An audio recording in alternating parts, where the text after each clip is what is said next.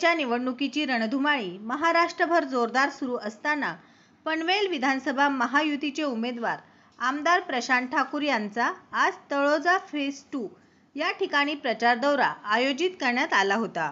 या दरम्यान आमदार प्रशांत ठाकूर यांनी संबोधित करताना सांगितले की तळोजा फेज 1 आणि फेज 2 साठी पूर्ण झालेल्या अनेक विकास कामाचा उल्लेख केला।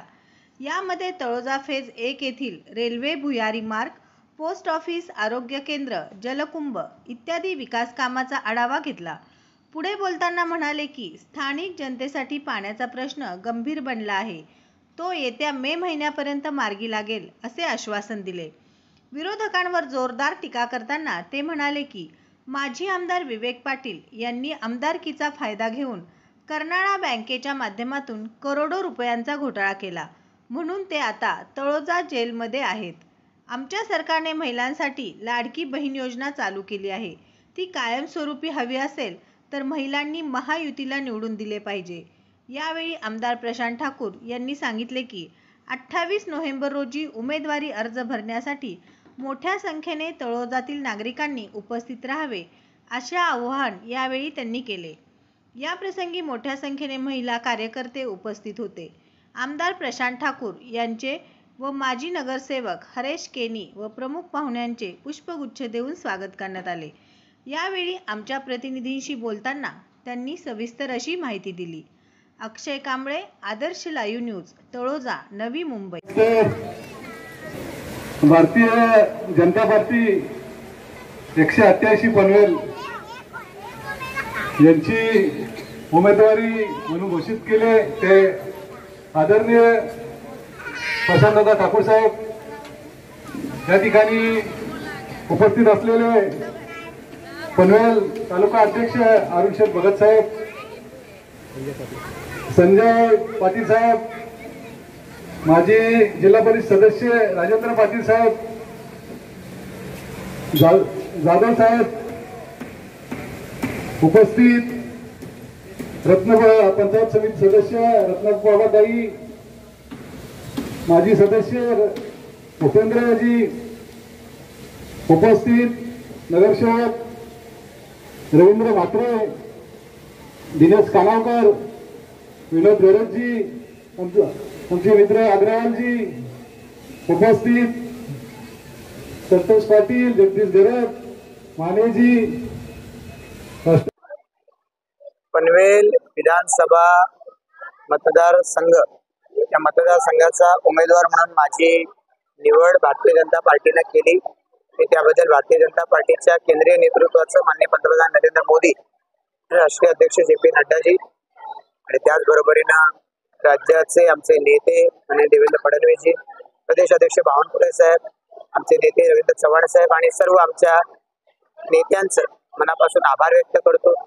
पनवेलकर जनतेचं देखील आभार व्यक्त केलं पाहिजे की त्यांनी मला आजवर या ठिकाणी निवडून दिलं आणि त्याच्या आधारे या मतदारसंघाच्या विकासासाठी जे काम करता आलं, त्यामुळे हा विश्वास जनतेतून व्यक्त झाला आणि त्यामुळे उमेदवारी मला मिळाली। मी पक्षाचं मनापासून आभार व्यक्त करतो। माझ्या मते पनवेल विधानसभा मतदारसंघाची निवडणूक लढवत असताना समोर महायुतीचा उमेदवार म्हणून, भारतीय जनता पार्टीचा उमेदवार म्हणून समोर उमेदवारांचं आव्हान नाहीये, समोर पुढच्या काळासाठी करण्याची कामं हे आव्हान आहे आणि ते पेलण्याच्या दृष्टिकोनातून केंद्र सरकार ताकद देते, राज्य सरकार ताकद देते। या परिसरामध्ये प्रचंड प्रमाणामध्ये लोकवस्ती वाढते, इन्फ्रास्ट्रक्चर तितक्या प्रमाणामध्ये वाढते आणि ती वाढलेली लोकसंख्या याला योग्य पद्धतीनं रोजगाराच्या संधी निर्माण झाल्या पाहिजेत, या दृष्टिकोनातून प्रयत्न करणं आवश्यक आहे। या परिसरामध्ये मतदारसंघाचा भौगोलिक विकास आणि त्याद्वारे सामाजिक विकास याच्यामध्ये बॅलन्स ठेवणं हे सुद्धा महत्वाचं आहे, हेही एक आव्हान आहे।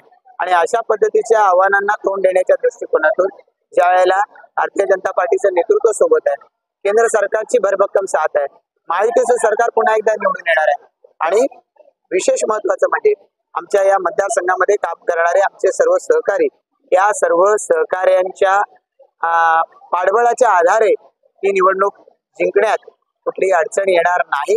मात्र या सर्वांना सोबत घेऊन पुढच्या कालावधीमध्ये विकास करणं हे खरं आहे की या ठिकाणी उद्दिष्ट असणार आहे। ते उद्दिष्ट गाठण्यासाठी मला खात्री आहे आमचे सर्व कार्यकर्ते सहकारी, आमचे सर्व पदाधिकारी सहकारी निश्चितपणानं सहकार्य करतील, पक्षाचे नेते मदत करतील आणि हा पनवेल तालुका जो आज महाराष्ट्रामध्ये सगळ्यात मोठ्या प्रमाणावरती विकसित होतोय, विमानतळ होणार आहे या ठिकाणी, त्यामुळे अभूतपूर्व असा विकास येणाऱ्या कालावधीमध्ये हा परिसराचा जर होणार आहे तर त्यासाठी सज्ज राहणं ही आमची येणाऱ्या कालावधीमध्ये कसोटी ठरणार. या पनवेल तालुक्यामध्ये होणार नवी मुंबई विमानतळ, या विमानतळाला लोकनेते दिबा पाटील साहेबांचं नाव मिळालं पाहिजे, याच्यासाठी या परिसरामधल्या भूमिपुत्र प्रकल्पग्रस्तांनी उचल धरली आणि त्यानंतर या पद्धतीची मागणी जेव्हा उचलली गेली त्यावेळेला उद्धव ठाकरे यांच्या नेतृत्वाखालच्या महाविकास आघाडी सरकारनं त्याला सन्माननीय बाळासाहेबांचं नाव द्यायचा निर्णय घेतला.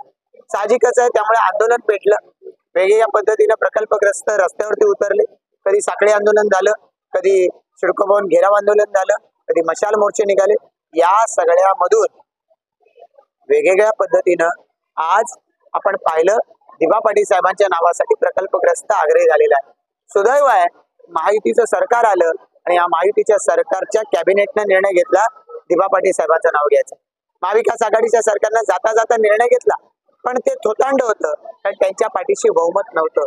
पण आता सत्तेतून तर उतरतोय, किमान समाजाची नाराजी ओढून घेऊ नये म्हणून त्यांनी ठराव केला, पण त्याच्या आधी या सरकारला ही सुबुद्धी सुचली नव्हती. त्यामुळे महायुतीचं सरकार आल्यावर त्या सरकारनं पुन्हा हा निर्णय घेतला आणि नुसता कॅबिनेटनं निर्णय नाही घेतला तर विधानसभा विधान परिषद याच्या माध्यमातून हा निर्णय पक्का केला, केंद्र सरकारकडे पाठवलाय आणि केंद्र सरकारकडे दिबा पाटील साहेबांच्या नावाच्या व्यतिरिक्त इतर कुठलाही प्रस्ताव नाही. राज्य सरकार जो प्रस्ताव पाठवतं तोच निर्णय केंद्र सरकार स्वीकारतं, हीच पद्धती आहे आणि त्यामुळेच बाळासाहेबांच्या नावाचा निर्णय झाल्यावरती जनतेनं उग्र आंदोलन केलेलं होतं. आता दुसरा कुठला प्रस्ताव नाही, एकच दिबा पाटील साहेबांच्या नावाचा प्रस्ताव केंद्र सरकारच्याकडे गेलेला असल्यामुळे त्याला लवकरच मान्यता मिळेल आणि पनवेलचं विमानतळ लोकनेते दिबा पाटील साहेब विमानतळ या नावानं ओळखलं जाईल याची आम्हाला खात्री आहे की याच्या संदर्भात भारतीय जनता पार्टीचं नेतृत्व नक्कीच निर्णय घेईल. काय स्थितीमध्ये संदीप नाईक यांनी निर्णय घेतलाय मला माहिती नाही, पण आज या राज्यामध्ये भारतीय जनता पार्टीचं नेतृत्व इतक्या कणखरपणानं निर्णय घेत असताना, सर्वसामान्य जनतेच्या हिताचा विचार करत असताना, विशेषत्वानं अर्बन एरियासाठी काम करत असताना संदीप नाईक यांनी